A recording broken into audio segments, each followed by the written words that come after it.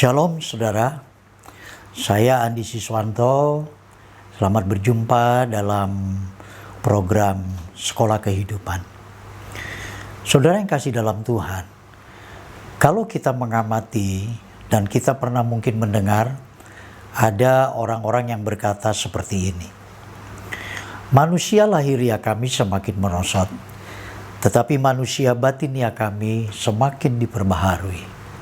Ayat ini memang dikutip dari perkataan seorang Rasul Paulus, murid daripada Tuhan Yesus Kristus.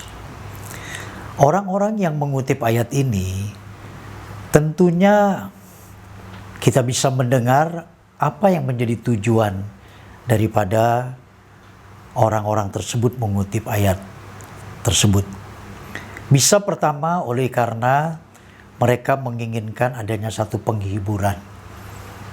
Dan atau di antara mereka ada satu kekuatan daripada ayat ini. Tapi yang menjadi catatan kita saudara, dan saya ingin sampaikan, bila ada orang-orang yang berlatar belakang tidak memiliki kapasitas dalam artian hubungannya dengan Tuhan itu begitu luar biasa, atau begitu hebat ketika dia mengalami perjumpaan dengan Tuhan. Rasul Paulus ini kan masalahnya dia pernah mengalami perjumpaan dengan Tuhan. Ketika saat itu dia mau pergi ke Damaskus dan akhirnya di sana dia berjumpa dengan Kristus. Maka Yesus berkata, "Saulus, Saulus, mengapa engkau menganiaya aku?" Dan Saulus ini dia berkata, "Siapakah engkau Tuhan?"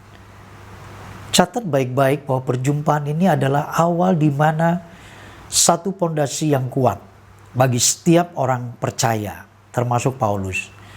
Maka tidak heran ketika Paulus mengatakan manusia lahiriaku semakin merosot dan manusia batiniaku dibaharui. Itu maksudnya adalah Paulus menyadari sekali, dia tahu bahwa dia adalah manusia biasa.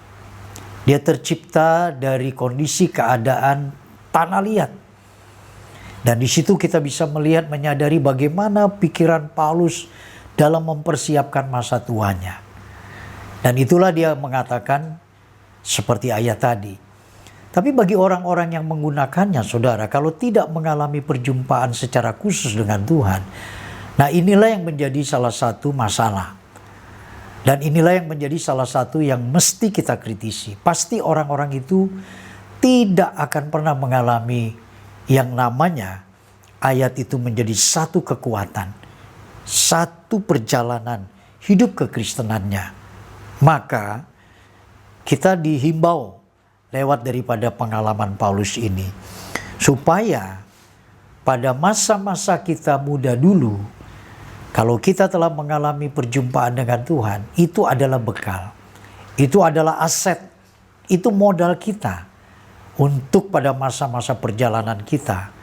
Maka ayat ini akan menguatkan kita. Saya berharap anak-anak muda yang menonton ini menjadi satu kondisi yang begitu membawa dampak yang besar. Kalau engkau mengalami masa-masa muda dipanggil oleh Tuhan. Dan itu masa emas, maka kau akan mengalami satu kekuatan firman. Saudara, saya mau mengatakan memang ketika masa-masa di mana manusia kita semakin merosot, dikarenakan faktor manusia kita itu bertambah usia, bertambah umur. Maka kalau kita melihat orang-orang yang berada di usia 50, 60, bahkan 70, 80, masa-masa ini adalah masa-masa parobaya yang manakala orang mengalami banyak penurunan-penurunan daripada kondisi keadaan kemanusiaannya. Tenaga berkurang, daya ingat berkurang, hasrat keinginan juga berkurang, dan banyak yang mengalami kekurangan, kemerosotan itu.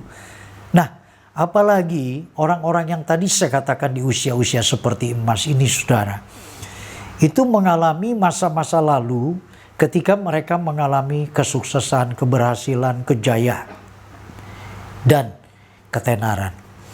Tapi belakangan dengan masa tua yang berjalan terus, Mereka dihantui dengan masa lalu yang pernah gemilang, pernah berhasil, pernah jaya. Nah, bagaimana mereka mengolah batin mereka, mempersiapkan manusia batinnya kita. Itu kan hal yang berbeda apa yang dialami oleh Paulus. Maka dari itu, bagi saudara yang sempat kita mendengar daripada program sekolah kehidupan ini, lewat perenungan ini kita diingatkan, masih belum terlambat. Kita punya waktu untuk mengejar keterlambatan kita, supaya waktu yang ada ini kita pakai dengan sungguh-sungguh. Jika saudara sudah berusia 60, mungkin 70, bahkan ada yang 80. Jangan pernah menyesali apapun kondisi kita hari ini. Di situ saudara berdoa, dan di situ saudara menonggakkan satu keyakinan yang kuat bahwa engkau akan berjalan dengan Tuhan.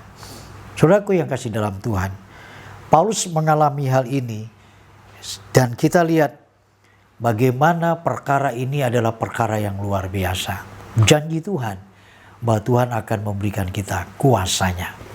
Saya berharap lewat perenungan ini saudara dikuatkan dan juga saya dikuatkan. Biarlah kita sama-sama berjalan dalam pimpinan daripada Roh Tuhan. Sampai jumpa. Tuhan Yesus memberkati kita. Amin.